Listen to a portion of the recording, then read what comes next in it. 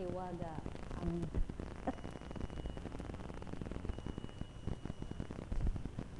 hindi po kasi naririnig sa internet pagka wala po. Kaya kailangan po natin ang makapakinig sila. Napakabuti po ng Ama. Maraming salamat sa mga taga-subaybay po pagka wala silang napapanood, pag wala silang naririnig, nalulungkot sila. Tetext sila o kaya tatago, bakit po walang hindi po namin napanood. Kaya napakabuti ng Ama, napakamaraming salamat. Sabi ng tao, maraming salamat po.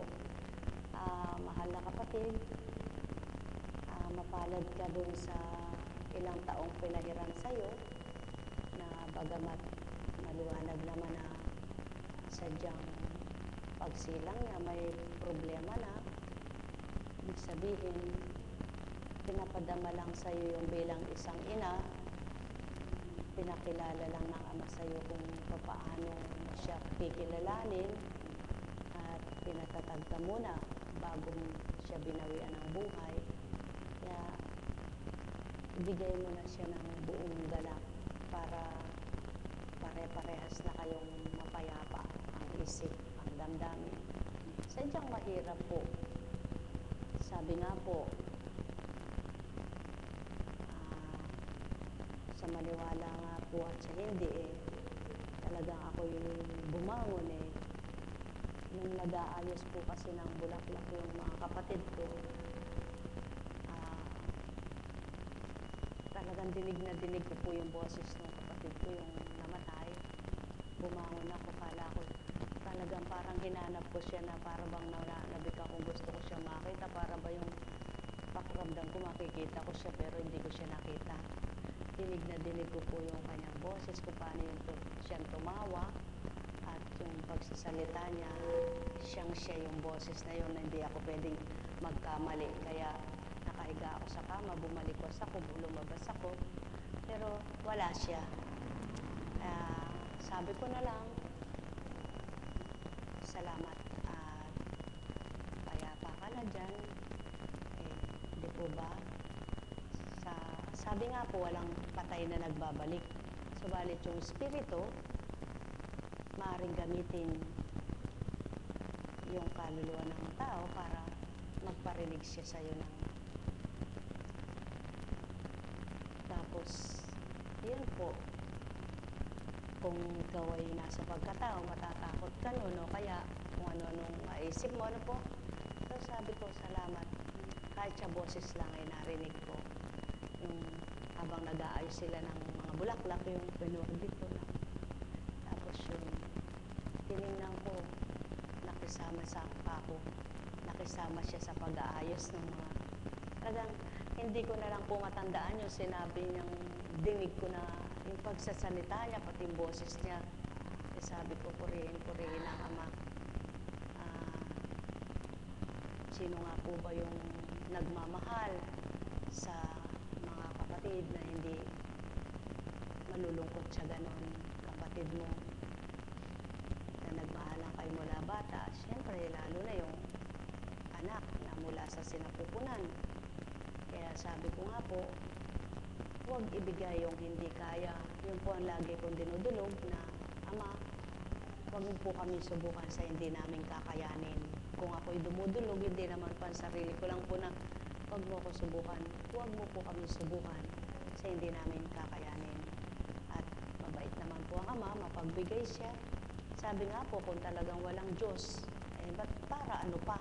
At tayo ay naggaganito pa kung walang nakaririnig sa atin. Subalit, paano mo napapatotohanan ang buhay ang Diyos na pinaglilingkuran mo, tinatawagan mo? Doon sa mga kaganapan sa buhay mo na talagang pinakikita niya kung paano kaniid mo siya. Naririnig ka niya, kasama mo siya, bagamat di mo siya nakikita at nahahawakan. At kung magpapakatotoo lang po ang tao, sadya pong patototohanan niya. Paano po? Paano mo siya nararamdamang buhay? Doon sa nalulumbay ka, subalit kapag hinahain mo na sa kanya, parang wala ka lang naramdaman. Kapag mayroon kang kailangan na sa isip mo lang, hindi mo na bigkasin.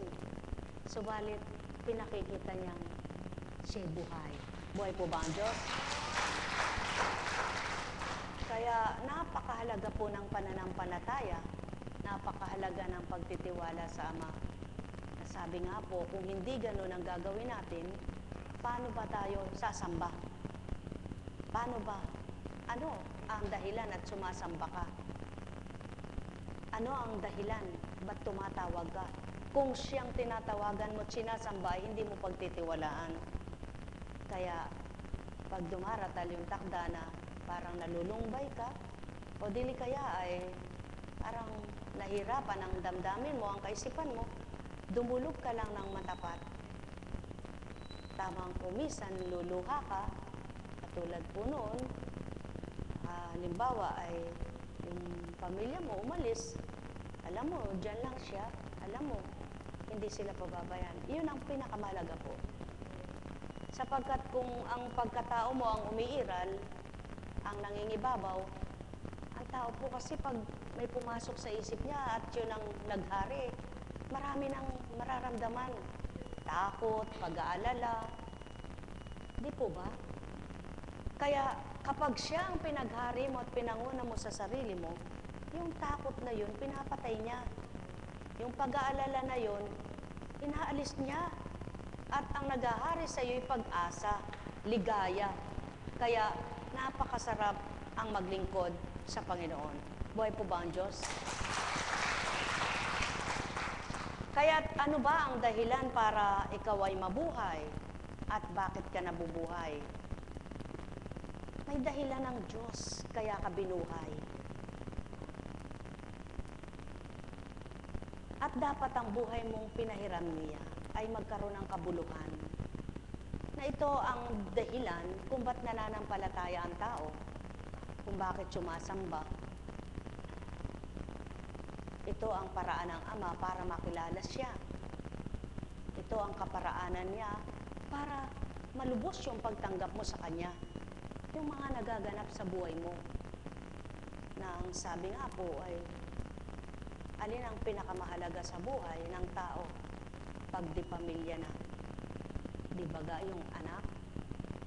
Sapagkat maliwanag na nakatala sa banal na aklat, kapag nag-asawa ang tao, iiwanan ng magulang, magsasama na sila ng kanyang asawa, sapagkat sila'y pinag-isa na. Sa makatwid, yung magulang na minamahal mo, hindi nawawala yan.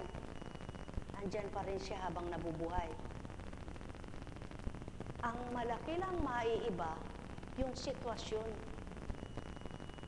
yung nagaganap na kapag ikaw ay hindi pa magulang ay hindi mo naunawaan. Subalit, oras na maging magulang ka na, lalo't magkaroon ka na ng anak, maunawaan mo na yung magulang mo. Kaya nga po sinasabi ng matatanda, tadtarin mo man ng pinong-pinong yung butot laman, di ka makagaganti sa magulang. Tama po ba? Kaya't marapat na ang magulang ay ginagalang. Subalit, may nagaganap na ang magulang ay baliwala. Tama po ba? Kung yung magulang mo ay gusto ng ama ay mahalin mo, siya pa kaya ang tunay na magulang mo. Subalit napakabuti po niya dahil ano ba ang dahilan? Ba't sasamba ka ba? Ba't nananampalataya ka pa? Kung wala nga bang Diyos? At ano pong kalokohan ng meron sa tao na magpapahirap kang maglingkod kung walang Diyos? Tama po ba? Kaya kung nasa tama kayong pamamaraan ng pagsambat pananampalataya, huwag mo ikahiya. Ipaglaban mo. Sapagkat maraming tao ang pananaw sa sarili, sila lang ang tama. Subalit masigit na mas mabuti, ang Diyos ang tumingin sa iyong tama ang gawa mo. Buhay po ba ang Diyos? Ang tao po kasi kapag may natutunan, parang kung sino na. Tama po ba? Samantalang, pinag-aralan lamang banal na aklat. Hindi ba't ikaw na masigit na nakakaalam sa ginagawa mo? masigit na nalalaman mo kung ano yung nangyayari sa buhay mo. Ikaw ang patutuo na ang Diyos ay naghahari sa pagkatao mo, kung paano kanyang kinakalinga. Tama po ba? Kaya, kayo po, kayo magpapatuto kung paano kayo minamahal ng Diyos, kung paano kayo kinakalinga, at kung paano nyo siya nadarama. Sa papaanong paraan. Doon sa mga bagay na kaganapan sa buhay mo na napaka-imposibleng nangyayari, na hindi mo kayang ipaliwanag, hindi mo kayang liripin, sabi nga po sa banal na aklat. Kaya't katulad ng gawaing ito, sa pagtungo nyo rito, hindi kalooban ng tao yan bilang pagkatao nyo. Sapagkat kung bilang pagkatao nyo, bakit nga ba pupunta pa kayo rito sa ganitong oras ng gabi? At hihintayin mo pa kung anong oras matatapos. Maaari ka namang magsimba bukas. Maaari ka namang sa araw pumunta rito. Tama po ba? Subalit bakit nga ba may gabi pa? At bakit may araw pa? Sapagkat yun ang nais ng Ama. Araw man at gabi, kilalanin, sambahin mo siya. At ikaw na kumikilala, madadama mo siya. At habang nadarama mo siya, iniiba niya yung damdamin mo, naiiba yung pag-iisip mo. At yun ang nararapat po sa tao. Yung maiba ang pananaw sa mundo, wag yung kung paano ka nagising na isang araw maisip ka na pala kung ano yung iniisip mo, kung ano yung pangarap mo, doon ka lang, maiiba na dapat ay iparte mo siya. Dapat ay kasama siya sa pangarap mo. Na kung iisipin ng tao, bakit kailangan pang iparte siya? Sapagkat yan ang dapat at yan ang tama. Kaparte siya sa pangarap mo. Sapagkat kung wala siya, wala kang buhay na nangangarap. Buhay po ba ang Ama? Bakit kailangang kilalanin mo siya? Sapagkat kung hindi siya ang bumuhay sa iyo, wala kang buhay. At ito ang dapat matutunan ng maraming tao. Yung pagsambang totoo, pagkilalang totoo, hindi nalaman mo yung banal na salita, subalit hindi mo sinasagawa. Maraming tao, katulad po halimbawa, dyan sa naging botohan, ano po? Ibigay natin ang isang halimbawa.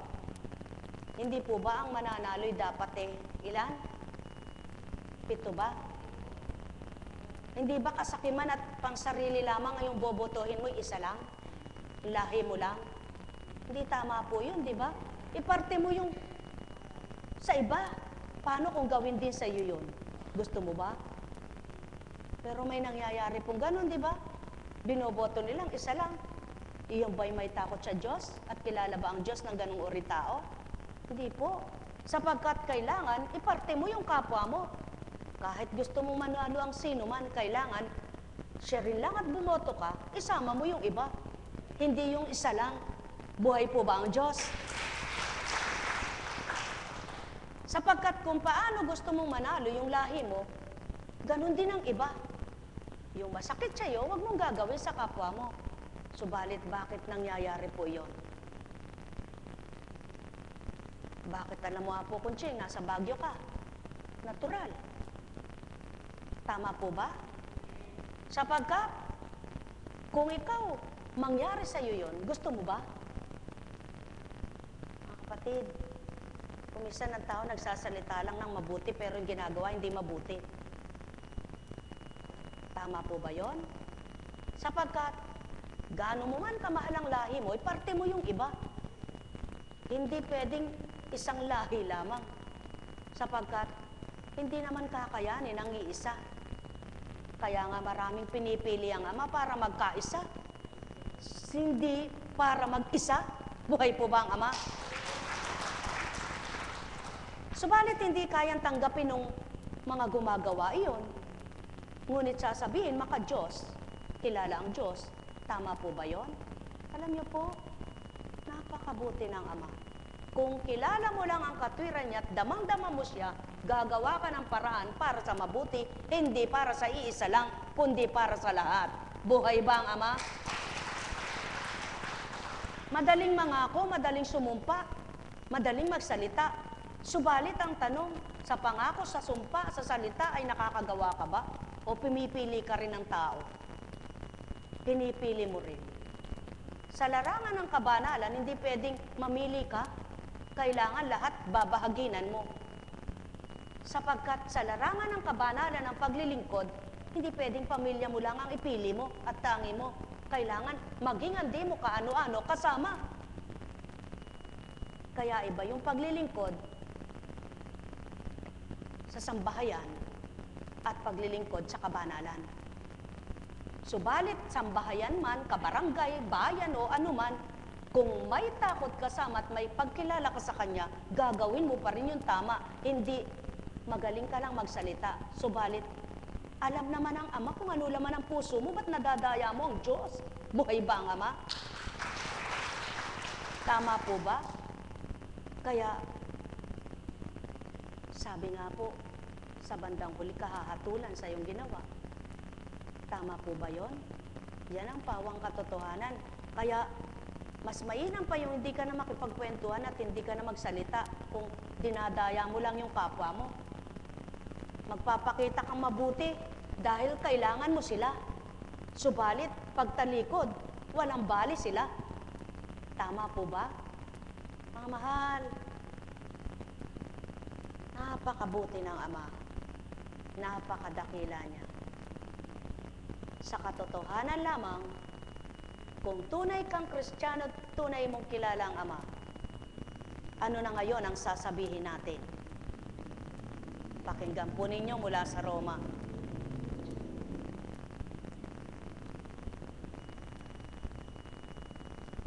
Patay sa kasalanan, ngunit buhay dahil kay Kristo.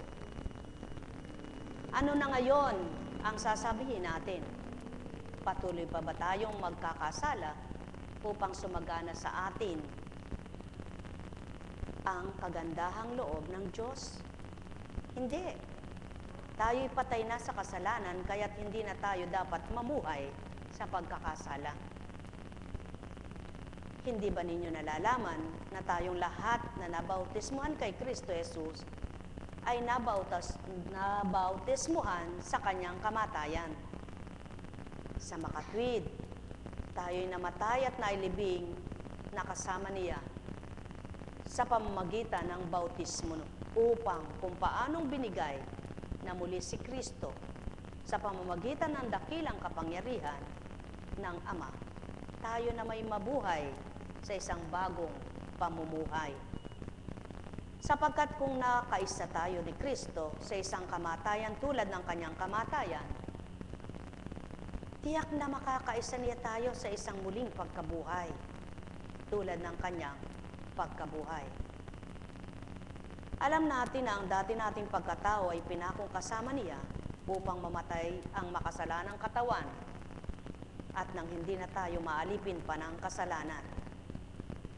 Sapagkat ang namatay na at pinalaya mula sa kapangyarihan ng kasalanan, ngunit tayo naniniwalang mabubuhay tayong kasama ni Kristo. Kung namatay na tayong kasama niya, alam natin si Kristo na muling nabuhay ay hindi na muling mamamatay. Wala nang kapangyarihan sa kanyang kamatayan nang siya'y mamatay. Namatay siya ng minsanan para sa kasalanan at ang buhay niya ngayon para sa Diyos. Buhay po ba ang Diyos?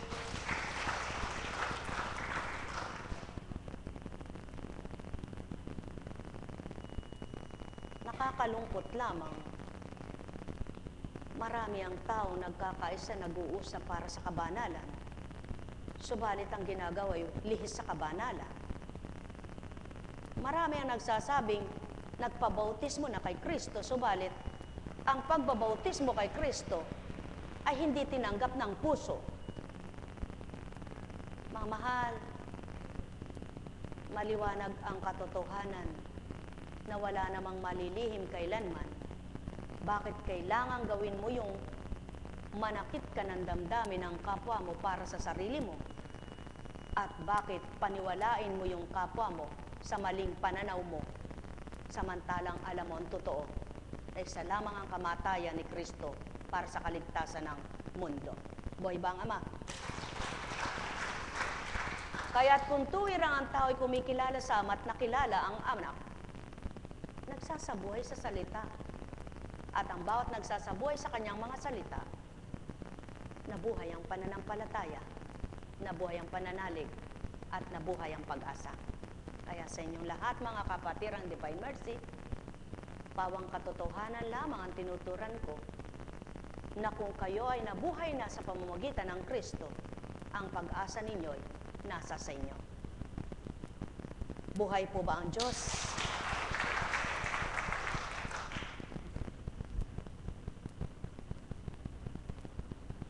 Tapos na ang laban. Tapos na ang halalan. May nanalo, may natalo. Tapos na alitan. Dapat yan ang pagganapan sa sanlibutan. Subalit, paano ba may tinataglay na damdamin ng tao? Patotoo lamang, ay, welcome kapatid. Patotoo lamang na damdaming tao yun. Sapagkat kung damdaming espiritu, wala na yaon. Mahirap. Sasabihin ng tao, ikaw yun ha po, Kunching. Hindi ka kasi humahabol eh.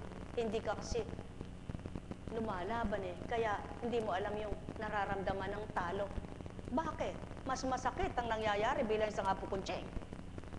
Yung kutsain ka ng kabarangay mo, kilalanin kang hindi totoo, huwad. Mas masakit yun kaysa natalo ka sa botohan. Buhay ba ang Ama? Subalit, bakit naipaglaban? Bakit hindi tumutol? Bakit hindi umurong? Bakit hindi sumuko?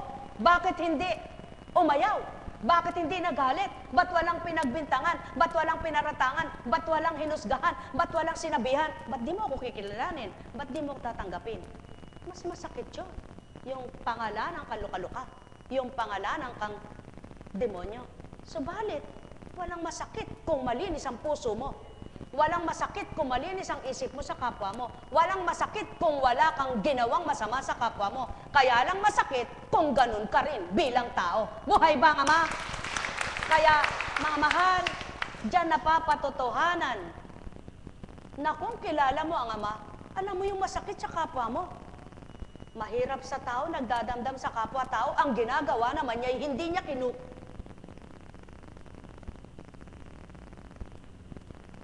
kinukonsensya, budhi niya.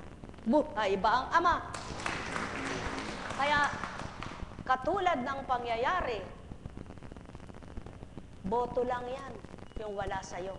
Ngunit kung ang Kristo ang nasa'yo, masaya puso mo. Buhay ba ang Ama? Tama baga? Kaya sa lahat ng dako, sa lahat ng lugar baga, kung ang tao ay namamayani ay Ama at Kristo, pagkatapos ng lahat, nakatawa. Hindi maasim ang tawa, hindi kunwari ang pagtanggap, kundi totoo. Sapagkat ang nagpapakatotoo, walang iniisip ni ano sa kapwa-tao. Buhay ba ang Ama? Subalit kapag may iniisip kang masama sa kapwa mo, hindi mo nga magagawang makipagharap ng totoo.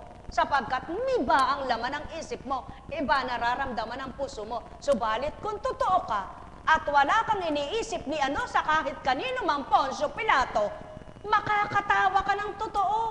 Sapagkat wala kang nadaraba sa puso mo. Buhay ba ang Ama? Mga minamahal, at siya ng Kristo. Nang dahil totoo at nakipagtotoo sa lahat ng tao, ano man ang binintang, ano man ang pinaratang, ano man ang ginawa, walang sakit na ginanti sa kanyang kalooban. Kundi ang tao ang nahirapan, siya rin ang gumawa ng kasalanan. Buhay bang Ama? Mga mahal, katotohanan ang sa akin tinuturan. Kung ayaw mo nang masaktan, parehasin mo ang laban. Kung pantay ka kahit kaninong nilalang, gagawin din yan sa iyo ng kapwa mo nilalang. Subalit kung mayroon kang pinagpapaimbabawan, ganti rin sa iyo'y ganyan. Buhay bang Ama? Mga mahal, at kung katotohanan at katapatan naman ang ginawa mo kanino man, may gumawa man sa iyo ng hindi mo kaano-ano, subalit minahal mo at ika'y sinaktan, patag pa rin naman. Sapagkat ang ginagawa mo hindi pagpapaimbabaw, kaya't gantihan ka man ng di totoo, totoo ka naman sa Kanya, Diyos Ama na ang bahala sa kanila. Buhay ba ang Ama? Mga mahal, katotohanan ng saki tinuturan, kaya't hindi maaring maglapat ang laman at espiritong huwad. Nasasamahan mo ng espiritong totoo. Maaring maglapat ang iisa na pinag-isa, tulad ng masamang espiritu at masamang katawan.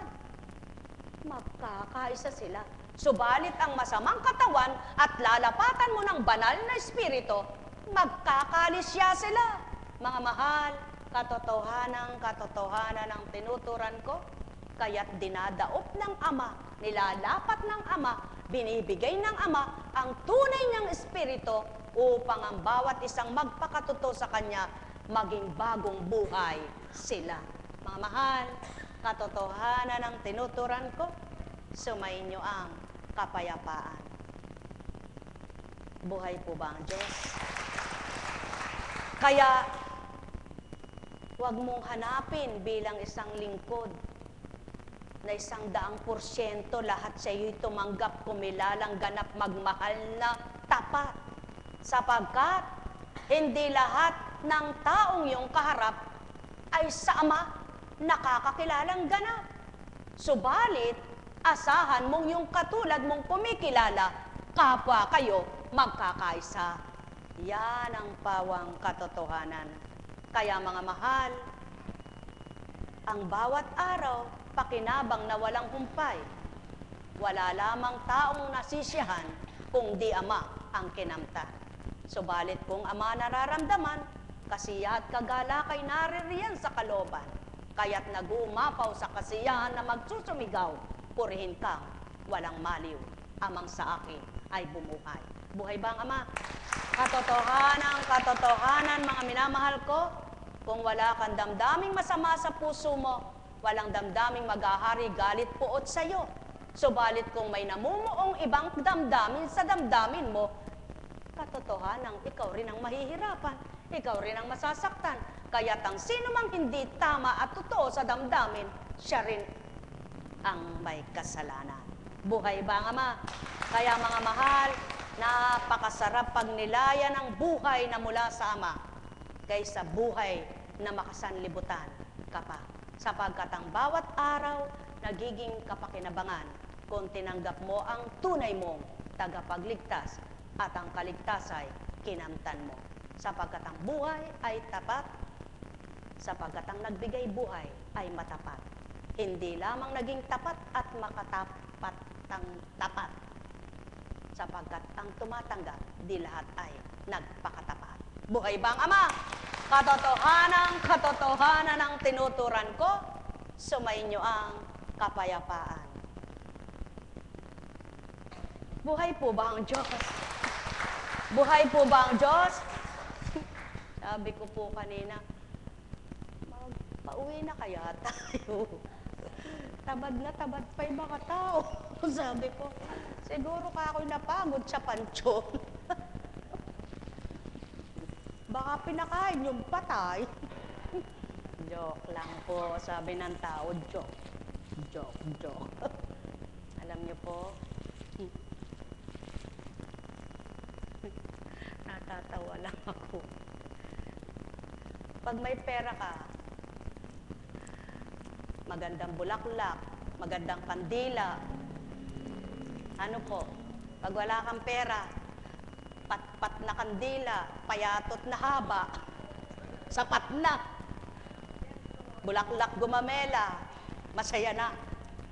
Subalit yung inalayan mo, kahit pagkaganda-ganda, hindi mo alam kung maligaya. Buhay ba, Ma? Buhay ba, Ama? Kaya, ikaw na buhay ngayon, magpakasaya. Magpakaligaya. Namnamin mo ang buhay. Baka isang araw ikaw tinutulusan doon, hindi ka pa lumigaya. Buhay ba, Ama? Mamahal! Kung batid lang ng tao ang buhay, nako, wala kang pera, maglalapasag ka. Paano kung namatay ka sa paglalapasag mo? Then namatay kang walang laban. Sabi ng Ama, Nahak, iulat mo nga yan. Ang ang buhay dapat ay namnamin. Kaya lang hindi nagiging masaya yung tao, sasabihin niya mahirap ako. Nakatala sa isip niya mahirap ako, kawawa ako, kawawa ako. Hindi. Mahirap ka man, dapat itala mo sa isip mo, maligaya ka, masaya ka, buhay ka! Buhay bang ama? Anak, kaya lang hindi sumasaya ang tao, siya nagpapalungkot sa buhay niya. Marami siyang iniisip, hindi ako inisip niya. Anak, iulat mo ito. Sapagkat ang tao'y nabubulagan sa liwanag ko. Na dapat ang liwanag kong makita, huwag ang dilim na nasa isip niya ang manguna. Paano ka liligaya kung lahat ng isip mo'y wala, negatibo? Dapat ang pag-iisip mo'y positibo mong makamta ng lahat ng nasa sa iyo ay mabuti. Bakit? Mga mahal, sino bang magbibigay ng positibong pangyayari? Subalit ikaw, sadyang hindi mo magagawa yung positibong mangyari, imposible, naging posible. Kaya, kung laging nakatuon ka sa negatibong pag-iisip mo, ikaw ang babagsak. Subalit ang ama mo, kailan may di mo matatanggap. Buhay ba ang ama? Kaya, masarap mga ilong.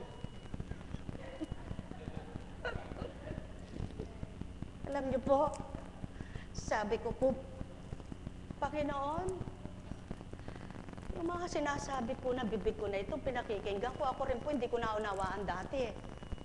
Paunawaan mo naman po sa kanila para maunawaan po nila yung mga pinagsasasabi ko. Anak, lahat ng kapatiran, lalo na yung maluwat-luwat na, nakabukas na yan. Kaya lang paglabas nila, sarado uli. Bakit po?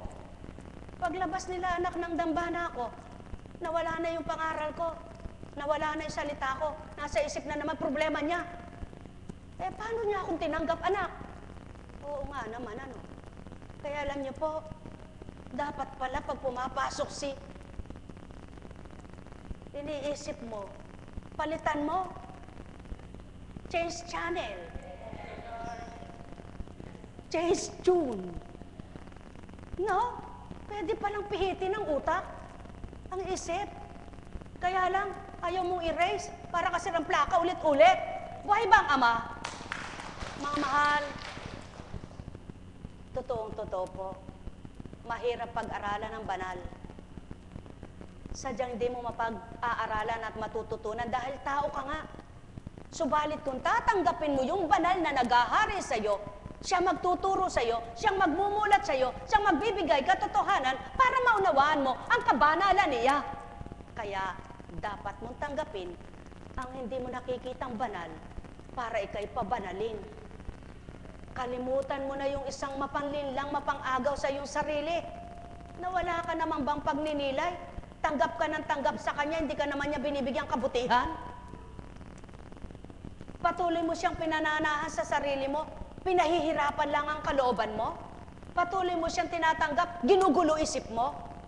Magpalit ka naman ang tinanggap. Pag pinalitan mo, tinatanggap mo, sigurado ikaw rin maiiba. Buhay bang ama? Buhay bang ama? Ngayon, kung 10 taon mo na siyang tinatanggap at nananahan sa'yo, sa ikalabing isa, palitan mo siya. Hindi ka ba nakasuka? Hindi ka ba nagsusuka sa kanya? Dapat, hambing sa damit na gusto mong palitan, palitan mo rin kung papaano mo dapat kikilalanin ang tunay mong tatanggapin. Mga mahal, kung ganyan lamang ang pagninilay ng tao, matatanto ninyo, napakadakila, mahiwaga, buhay, tapat ang sa inyo'y naglilikom sa dakong ito. Sapagkat ang layon at nasa, matanggap niyo ang katotohanan, makita niyo ang katotohanan, makabuhay kayo ng katotohanan, at magsabuhay kayo sa katotohanan. Mga mahal, puro katotohanan yan. Baka maligaw pa sa katotohanan. Buhay ba, Ama? Katotohanan ang saki tinuturo. Maliwanag po ang salita. Kapag nagsaing ka, nilakasan mo yung kalan at iniwanan mo, pagdating mo, ewan ko kung may kakainin ka, baka tutong lahat, sunog na sunog pa. Mabuti kung di sumabog ang kalan mo. ganyan din ang pananampalataya. Kailangan kapag sinalang na sa puso't isip mo, huwag mong kalilimutan. Lagi mong alalahanin, lagi mong suriin, lagi mong suriin sarili mong gawain. Buhay ba nga, ma? Mga mahal, may mga taong kunwari bubulyaw-bulyaw at hindi naman kunwari aminin may binubulyawan. Subalit, ang Ama walang malilihim kung sino pinatutungkulan, kung sino ang pinatatamaan. Ang Ama na bahala sa takdang araw. Mga minamahal, ganyan lamang ang buhay. Kung totoo at tapat ang ginagawa mo, magpakatotoo ka pang totoo sa Ama, siyang magpapakatotoo sa buhay mo. Mga minamahal ko, katotohanan ang tinuturan ko, ang may pandinig ay nakarinig. Kailanman ang bulag ay di makakakita, ang bingi di makaririnig, subalit, ang bulag man at bingi may gamot. Ang patay, maaring buhayin. Sa tao, imposible. Sa nagbigay buhay, walang imposible. Kaya sa inyong lahat, kung kikilalanin ang bumubuhay, mabubuhay ang disperensya, ang pag-asa, ang ligaya, at ang pananampalataya. Kapag ito ang nabuhay, ang buhay mo ay buhay na buhay kay Kristo. Alam kong may magagawa ang Ama. Alam kong may magagawa ang Ama. Pagkat winika niya, manalig ka na. Bawat araw ako sa inyo naghihintay. Alam kong di ringgin kayo ng Ama. Alam kong di ringgin kayo ng Ama. Pagkat winika niya, manalig ka na. Bawat araw ako sa inyo may nakalaan. Mayroon magandang mangyayari sa inyo, aking mga minamahal.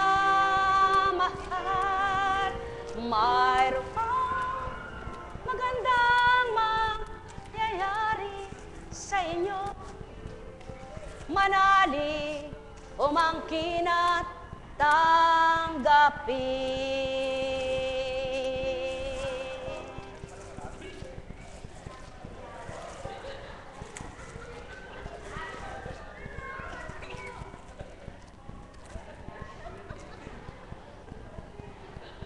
Meron lang pong idinaratal sa akin na nawa ay unawain niyong mabuti.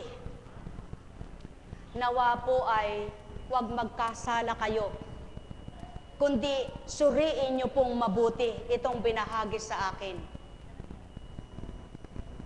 May mga tao, kapag botohan, lumalabas ang kamag-anak.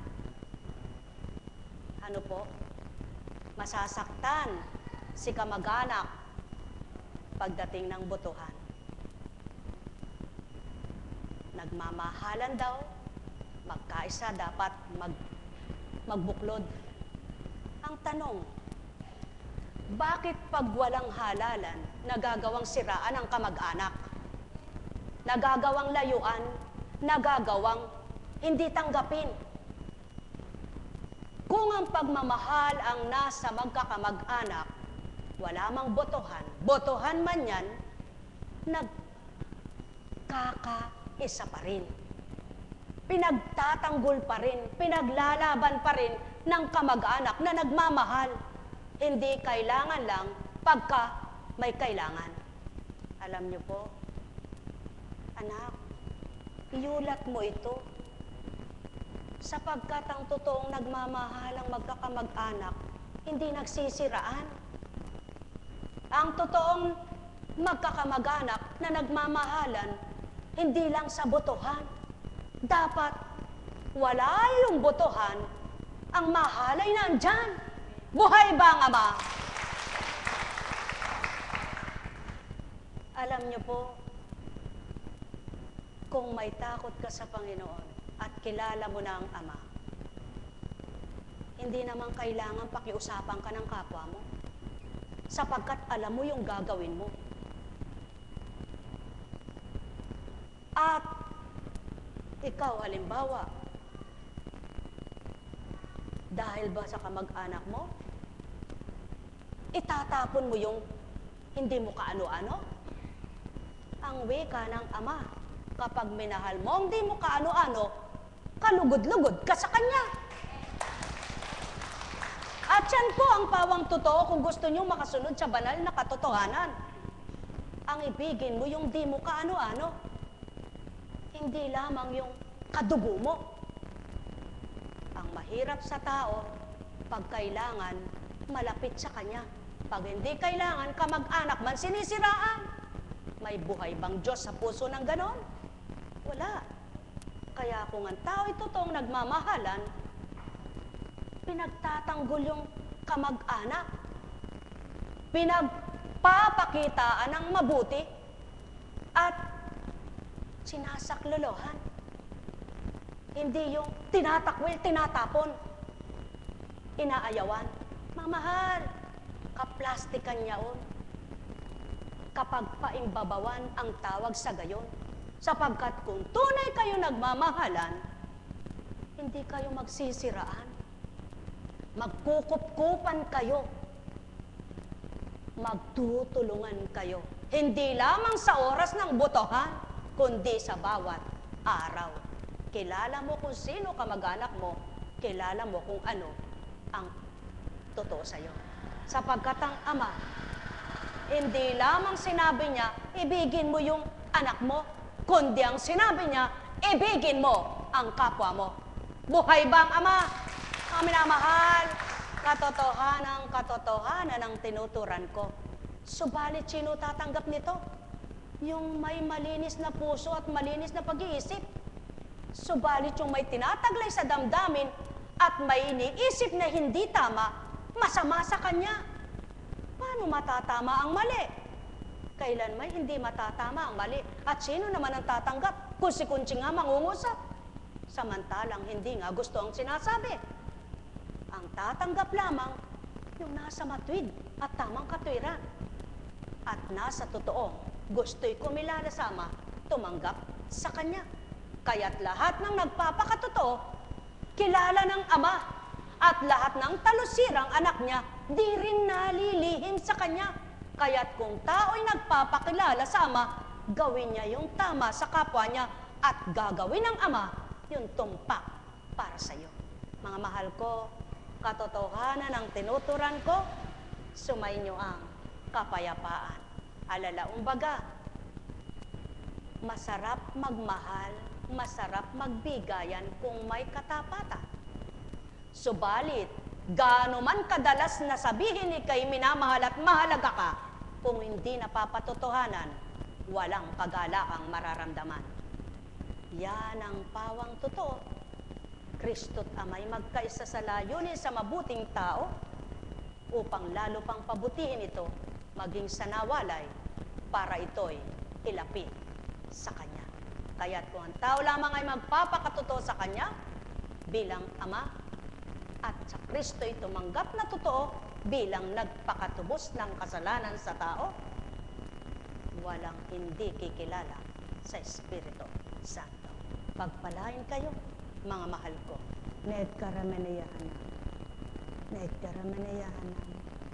Naedkaramanayahan.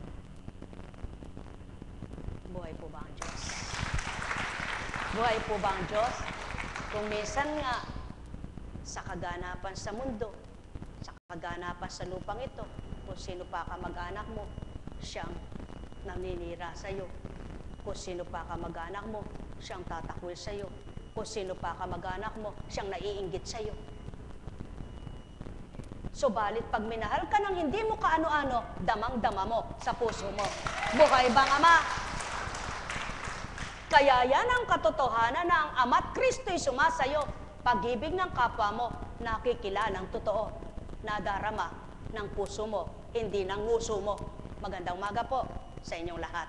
Pagpalain kayong ganap.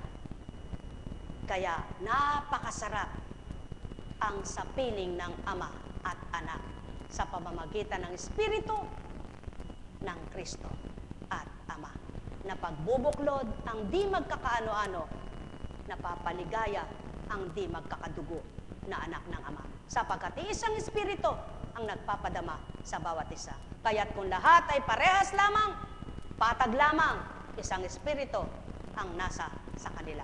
Kaya't purihin niyo ang Ama kapag ang isang damdamin na mula sa Kanya ang naghari kanino man, walang laban-laban, walang alitan, walang kutsaan, walang paratangan, walang husgahan, kundi tanging Ama ang dapat mangibabaw.